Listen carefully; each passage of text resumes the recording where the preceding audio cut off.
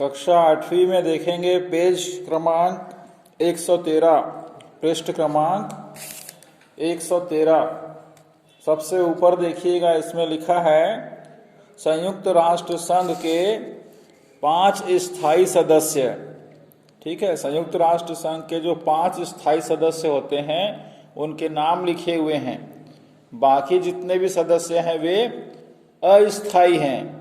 स्थायी सदस्य होने का भी बहुत सारा नियम होता है और उन नियमों का पालन करते हैं तभी उनको स्थायी सदस्यता मिलती है संयुक्त राष्ट्र संघ की। ठीक है, तो आज देखेंगे इनके स्थायी सदस्य कौन कौन से हैं। सबसे पहले है चीन, उसके बाद फ्रांस, उसके बाद रूस, फिर संयुक्त राज्य अमेरिका और ग्रेट ब्रिटेन, है ना। ये 5 सदस्य हैं जो स्थायी रूप से संयुक्त राष्ट्र संघ के सदस्य हैं। इसके अलावा संयुक्त राष्ट्र संघ में विशेष संस्थाएं होती हैं या उसे शाखाएं कह लीजिए, है ना। ये संस्थाएं किसी विशेष विषय पर कार्य करती हैं। देखते हैं किन विषयों पर कार्य करती है। वह है सामाजिक एवं आर्थिक विकास के क्षेत्र में। सामाजिक एवं आर्थिक विकास के क्षेत्र में अंतर्राष्ट्रीय सहयोग का संयुक्त राष्ट्र संघ के लिए विशेष महत्व है।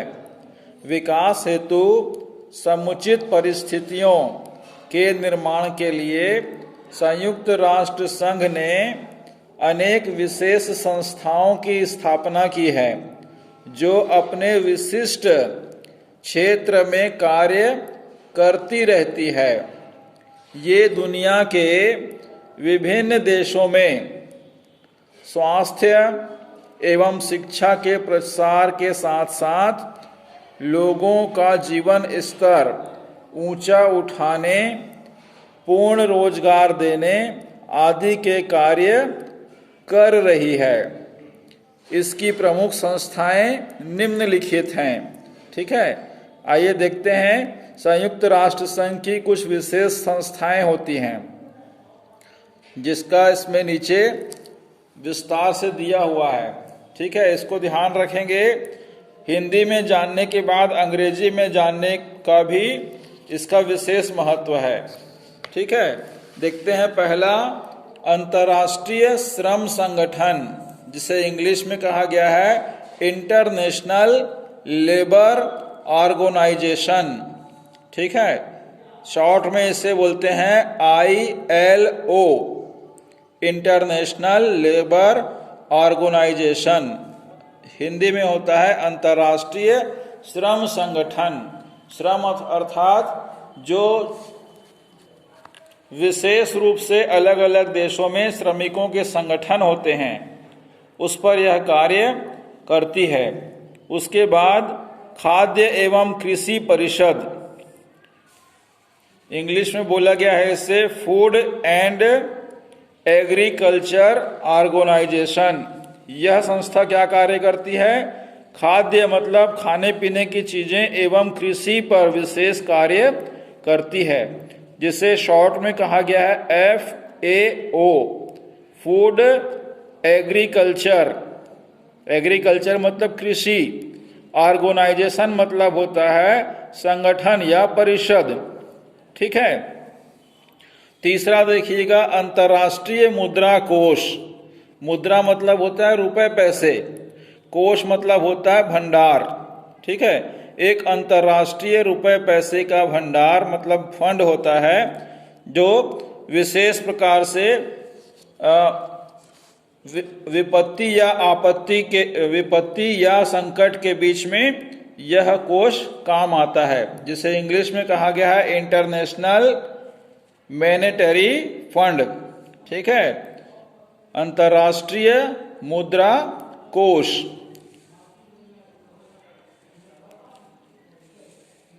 चौथा देखेंगे, विश्व स्वास्थ्य संगठन। ठीक है, जिसे इंग्लिश में कहा जाता है वर्ल्ड हेल्थ ऑर्गेनाइजेशन, विश्व स्वास्थ्य संगठन। पांचवा होता है यूनिसेफ। यूनिसेफ नाम की एक संस्था होती है जो विशेष रूप से बच्चों की शिक्षा के लिए कार्य करती है, ठीक है, जिसे इंग्लिश में नाम दिया गया है यूनिसेफ। का फुल फॉर्म देखिएगा, यू से यूनाइटेड, एन से nation, of integrate child education fund, ठीक है, उसका नाम है यूनिसेफ, फुल फॉर्म बोलते हैं इसे, जो बच्चों के शिक्षा के प्रचार प्रसार हेतु अपना काम करती है। छठवां है यूनेस्को। यूनेस्को क्या काम करती है देखिएगा, इसका फुल फॉर्म देखते हैं, united nation of education science and culture organisation, ठीक है, अंतर्राष्ट्रीय शिक्षा विज्ञान एवं संस्कृति कल्चर का एक अलग से विशेष संगठन बना हुआ है जिसका नाम है यूनेस्को। ये अपने अपने विशेष कार्य क्षेत्र में सभी मिलकर कार्य करते हैं, ठीक है। और इन सभी के सदस्य कौन होते हैं? जो अस्थायी सदस्य होते हैं, और स्थायी सदस्य सभी को मिलाकर अलग अलग इस प्रकार का विशेष संगठन बनाया गया है जो विभिन्न प्रकार के अपने क्षेत्र में कार्य करती है।